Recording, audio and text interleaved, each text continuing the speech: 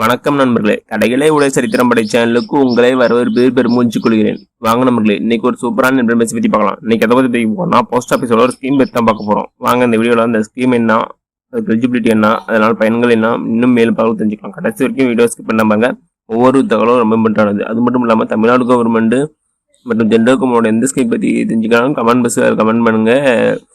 அப்போ வீடியோ பற்றி நீட்டாக போடுறேன். இந்த வீடியோ பிடிச்சா லைக் அண்ட் சப்ஸ்கிரைப் பண்ணுங்க, முடிஞ்ச மற்றவங்க ஷேர் பண்ணுங்க. நான் போகிற வீடியோ நோட்டிஃபிகேஷன் உங்களுக்கு வேணும்னா பெல் ஐக்கானை கிளிக் பண்ணுங்க. வாங்க, இன்னைக்கு நம்ம பார்க்க போகிற ஸ்கீம் நேம் என்னன்னா தேசிய சேமிப்பு நேர வைப்பு கணக்கு, அதாவது national saving time deposit account, short form டிடிம்பாங்க. அதை பற்றி பார்க்கலாம். ஆல்ரெடி நம்ம ஆடி ஸ்கீம் பற்றி பார்த்துட்டோம். அதை பற்றி தெரிஞ்சுக்கன்னா நான் டிஸ்கிரிப்ஷனில் லிங்க் தரேன். அதை கிளிக் பண்ணி போய் அந்த ஸ்கீம் பற்றி தெரிஞ்சுக்கோங்க. வாங்க, இன்னைக்கு தேசிய சேமிப்பு நேர வைப்பு கணக்கு பற்றி இந்த ஸ்கீமுக்கு யாரெல்லாம் ஓப்பன் பண்ணலாம்னா 18 பூர்த்தி இதெல்லாம் ஓப்பன் பண்ணிக்கலாம். அடுத்து ஜாயிண்ட் அக்கௌண்ட் வந்தால் 3 பேர் வரைக்கும் ஓப்பன் பண்ணிக்கலாம். மைனருக்கு அவர் சார்பாக ஒரு பாதுகாவலர் அக்கௌண்ட் ஓப்பன் பண்ணலாம். அப்புறம் மனநிலை சரி சார்பாகவும் ஒரு பாதுகாவலர் ஓப்பன் பண்ணிக்கலாம். நெக்ஸ்ட் 10 வயதுக்கு மேற்பட்டவர் மைனர் நான் சொந்த பேர்லேயே அக்கௌண்ட் ஓப்பன் பண்ணிக்கலாம். இதுக்கு இந்த ஸ்கீமுக்கு எத்தனை கணக்கு வேணாலும் ஓப்பன் பண்ணிக்கலாம். அதுக்கு லிமிட் இல்லை. நெக்ஸ்ட் முதலீடை பற்றி பார்க்கலாம். வாங்க, நம்ம இந்த ஸ்கீமுக்கு 1 வருடம் முதலீடு பண்ணலாம், 2 வருடம், 3 வருடம், 5 வருடம், மொத்தம் 4 ஆப்ஷன் கொடுத்துருக்காங்க. இதில் நம்ம ஏதோ ஒன்று முதலீடு பண்ணிக்கலாம். கணக்கு குறைஞ்சபட்சம் 1000 முதலீடு பண்ணணும். அதிகபட்சம் எவ்வளோ பண்ண முடியலாம். குறைஞ்சபட்சம் 1000 லட்சம் முதலீடு பண்ணணும்னு சொல்லிக்கிறாங்க. ஆண்டுதோறும் வட்டி செலுத்தணும்னு சொல்லிக்கிறாங்க. இப்போ அடுத்து வட்டி தொகைக்கு கூடுதல் வட்டி இல்லைன்னு சொல்லிக்கிறாங்க. ஆண்டுதோறும் வட்டி கொடுப்பாங்க, ஆனால் இன்ட்ரெஸ்ட் கொடுப்பாங்க. அது இன்ட்ரெஸ்ட்டுக்கு கூடுதலாக வட்டி கிடையாதுன்னு சொல்லிக்கிறாங்க. நெக்ஸ்ட் விண்ணப்பத்தை சமர்ப்பிப்பதன் மூலம் ஆண்டு வட்டி கணக்குதாரின் சேமிப்பு கணக்கு வர வைக்கப்படும். இப்போ நீங்கள் ஃபார்ம் தருவாங்க, அதை ஃபில் பண்ணி கொடுத்துட்டா உங்கள் சேமிப்பு கணக்கு அதை மாற்றி விட்டுருவாங்க அந்த வட்டியை. அது மட்டும் இல்லாமல் இன்னொரு பயன்கள் என்னன்னா 5 வருட இந்த ஸ்கீம் மூலம் 5 வருஷம் செலக்ட் பண்ணிக்கலாம். வருமான வரி சட்டம் 1961 பிரிவு 80 ஸ்கீம் கீழே அதனுடைய நன்மைக்கு இது எலிஜிபிள்னு சொல்லிக்கிறாங்க. 5 வருட கணக்கு மட்டும். எவ்வளோ இன்ட்ரெஸ்ட் தரான்னு பார்க்கலாம். வாங்க, இது 31/3/2004 வரைக்கும் இது மேபி ஃபியூச்சரில் மாறலாம். ஃபர்ஸ்ட் இயர் 1 இயர் கணக்கு ஓப்பன் பண்ணால் உங்களுக்கு இன்ட்ரெஸ்ட் 6.9%. 2 வருஷம் கணக்கு ஓப்பன் பண்ணால் உங்களுக்கு 7%.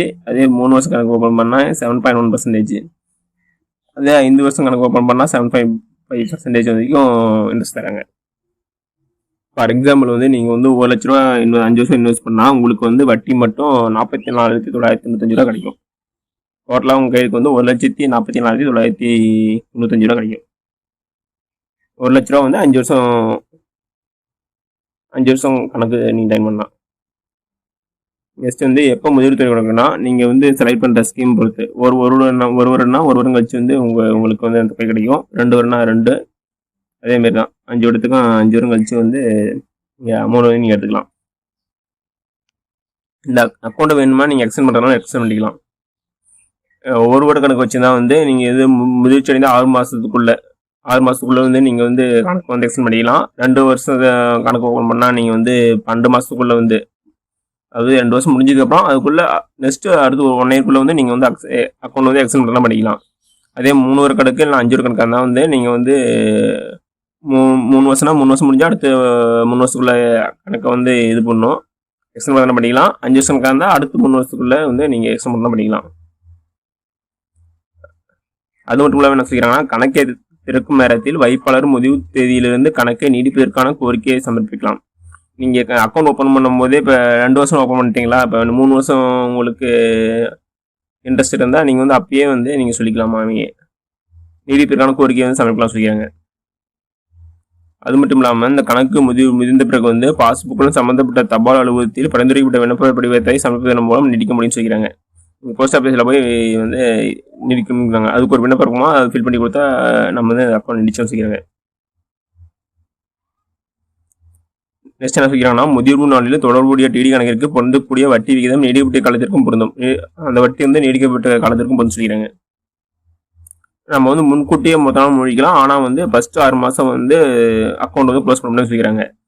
டிடி கணக்கு 6 மாதத்துக்கு பிறகு மூடப்பட்டு 1 வருடத்துக்குள் இருந்தாலும் 6 மாதம் 1 வருஷத்துக்குள்ள மூணா முடிக்கலாம். அதுக்கு என்ன சொல்லிக்கிறாங்கன்னா, அதுக்கு வந்து சேமிப்பு வட்டி விகிதம் பொருந்துன்னு சொல்லிக்கிறாங்க. சேவிங் அக்கௌண்ட் இல்லை, அதுக்கு என்ன வட்டி தருவாங்களோ அதுக்கு தான் அவ்வளோ வட்டி தான் தரும்னு சொல்லிக்கிறாங்க. நெக்ஸ்ட் வந்து அதே 2 வருஷம் 3 வருஷம் 5 வருஷம் கணக்கெலாம் இருக்குல்ல, அதில் வந்து 1 வருடத்துக்கு பிறகு முன்கூட்டியே முடப்பட்டால் வந்து முடிக்கப்பட்ட ஆண்டுக்கான டிடி வட்டி விகிதம் விட 2% குறைவாகவும் 1 பகுதி குறைவாகவும் கணக்கிடணும்னு சொல்லிக்கிறாங்க.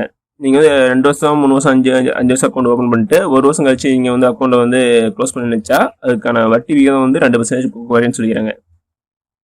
அது மட்டும் இல்லாமல் போஸ்ட் ஆஃபீஸோட சேவிங் ஸ்கீமோட வட்டி இது பொருள்னு சொல்லிக்கிறாங்க. இது எப்படி க்ளோஸ் பண்ணலாம்னா சம்மந்தப்பட்ட தபால் நிலையத்தில் போய் அதுக்கான ஃபார்ம் ஃபில் பண்ணி கொடுத்தா அதுக்கான கணக்கை மட்டும் சொல்லிக்கிறாங்க. அது மட்டும் இல்லாமல் இது கணக்கை வந்து அடகு வைக்கலாம்னு சொல்லிக்கிறாங்க. உறுதிமொழி எடுப்பின் ஒப்புதல் கடிதத்துடன் தொடர்புடைய தபால் நிலைய பரிந்துரைப்பு விண்ணப்பத்தை சமர்ப்பிப்பதன் மூலம் டிடி கணக்கை அடகு வைக்கலாம்னு சொல்லிக்கிறாங்க. அது பாதுகாப்பாகவும் இருக்குன்னு சொல்லிக்கிறாங்க. ஓகே நண்பர்களே, இந்த வீடியோ உங்களுக்கு பிடிச்சிருந்தா லைக் அண்ட் சப்ஸ்கிரைப் பண்ணுங்க, முடிஞ்சா மற்றவங்க ஷேர் பண்ணுங்க. நான் போடுற வீடியோ நோட்டிஃபிகேஷன் ஒன்றுக்கு வேணா பெல் ஐக்கானை கிளிக் பண்ணுங்க. அது மட்டும் இல்லாமல் தமிழ்நாடு கவர்மெண்ட் மற்றும் ஜென்ரல் கவர்மெண்ட் எந்த ஸ்கீம் பற்றி தெரிஞ்சுக்கினாலும் கமெண்ட் பண்ணுங்க. அப்போ மீடியா பற்றி போடுறேன். நன்றி, வணக்கம்.